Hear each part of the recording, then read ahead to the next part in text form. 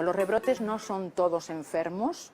El 95% no son enfermos, son los llamados asintomáticos, que no son enfermos. Un enfermo tiene síntomas, si no, no sería enfermo. Un enfermo es el que ve el médico, nunca ve un asintomático, lógicamente, y por tanto, la transmisión del virus, quiero dejar varias cosas muy claritas, en 3 o 4 minutos lo digo todo muy rápido.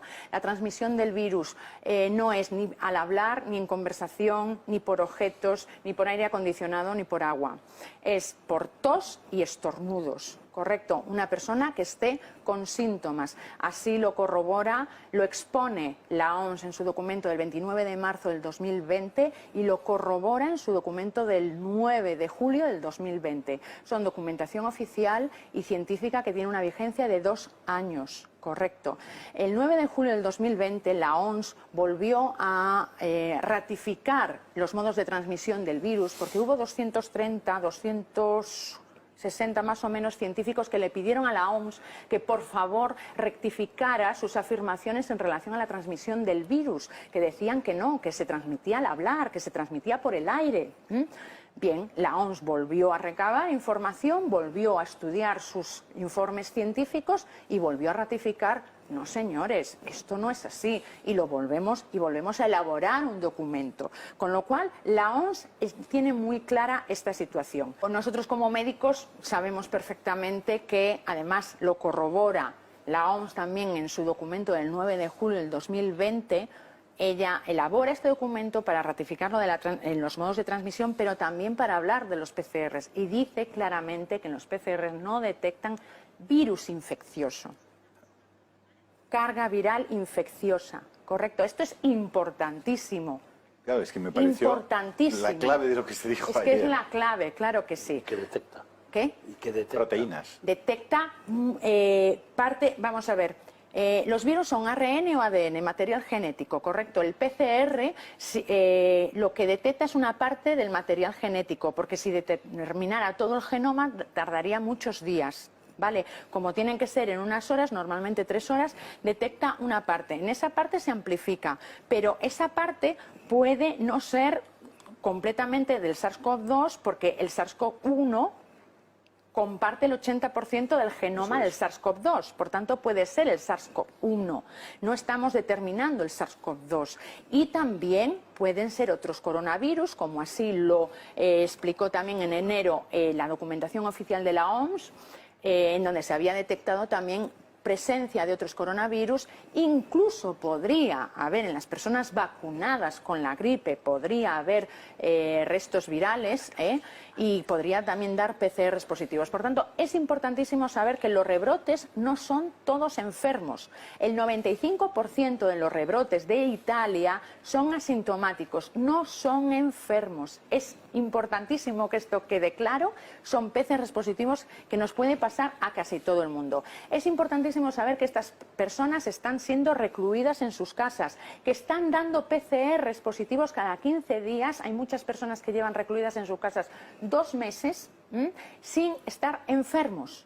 Y ese PCR no se puede garantizar que dé negativo. Porque si esa persona tiene esos restos virales que son inactivos a nivel corporal, porque nosotros además convivimos con los virus, es un ecosistema en el que todos estamos viviendo, ¿no? Otra cosa es que mi inmunidad y mi sistema defensivo pueda realmente superar ese ataque, esa desestabilización orgánica que provoca ese virus o no. Por tanto, esto es importantísimo y es clave. Creo que lo más importante en este momento es el miedo, que la gente no tenga miedo, por favor, no se contagia ni lo de los guantes, ya no es necesario los guantes, están provocando muchísimos problemas de dermatitis, de contacto, de problemas de alergias cutáneas. Las personas siguen poniéndose los guantes. Es gravísimo lo que pasa en las empresas, están obligando constantemente a poner los guantes, personas con llagas en las manos y que se sigue obligando a poner los guantes, personas con mascarilla y que se sigue obligando a poner mascarilla. Es que todas las medidas sociales de distancia distancia social, de mascarillas, está basado en eso, en los asintomáticos, el miedo a contagiarse. No es así, porque en esos asintomáticos, ya digo, está incluido todas esas personas que en los hospitales están por otra circunstancia, dan positivo por las explicaciones que ya he hecho anteriormente y se le introduce como casos confirmados. Tenemos que decir algo. El Ministerio de Sanidad, doctor Fernando Simón, siempre dice claramente la situación, dice casos confirmados.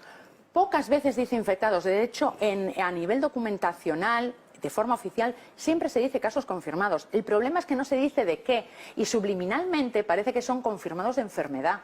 No son confirmados de enfermedad, son confirmados de positividad en PCR, en donde hay muchísimos falsos positivos y en donde no son enfermos. Por tanto, ese juego de palabras o esa utilización del lenguaje es importantísimo dejar claro que es peligroso, porque dan informaciones que realmente no son reales. Correcto. Entonces, eso es así. La utilización de mascarillas está también basado en esa posible contagiosidad de asintomáticos. Decir que las mascarillas, solo la OMS considera la obligatoriedad en base al documento del 6 de abril del 2020, que se ratificó el 5 de junio del 2020, solo es la obligatoriedad a médicos, cuidadores y pacientes. Pacientes porque pueden contagiar con el tos y el estornudo. Médicos porque están constantemente en ese contexto de alta contagiosidad, en donde dice alta contagiosidad o concentraciones masivas de personas, pues sí, ahí la mascarilla es necesario. Pero si no, no.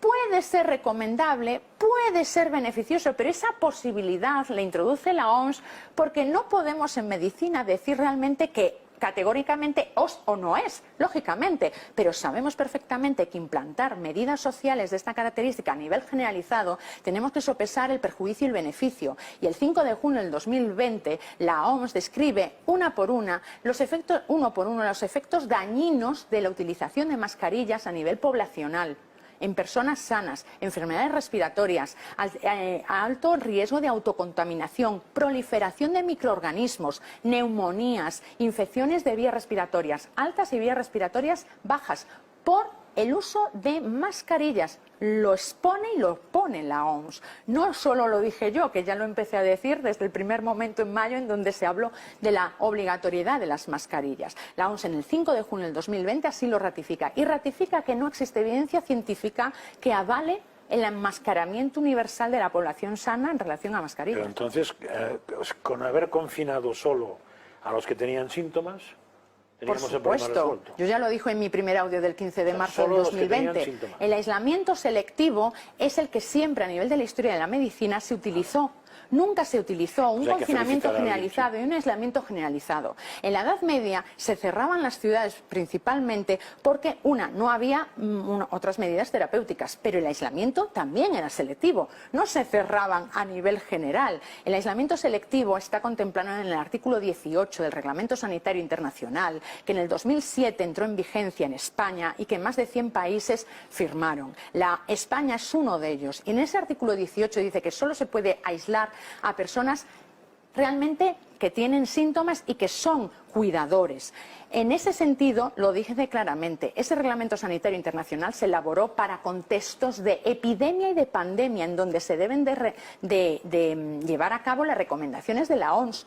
Recomendaciones y documentación oficial de la OMS. Por eso hay esta diferenciación entre países y de alguna manera estamos con esta denuncia pública y tan intensa porque España es de los países del mundo en donde hay unas medidas más restrictivas, en donde hubo un confinamiento generalizado más intenso, permanente durante mucho tiempo y realmente la obligatoriedad de las mascarillas está como en poquísimos países del mundo. Por tanto, las consecuencias económicas, las consecuencias de salud y las consecuencias sociales van a ser muy negativas. La pobreza siempre genera enfermedad, por supuesto.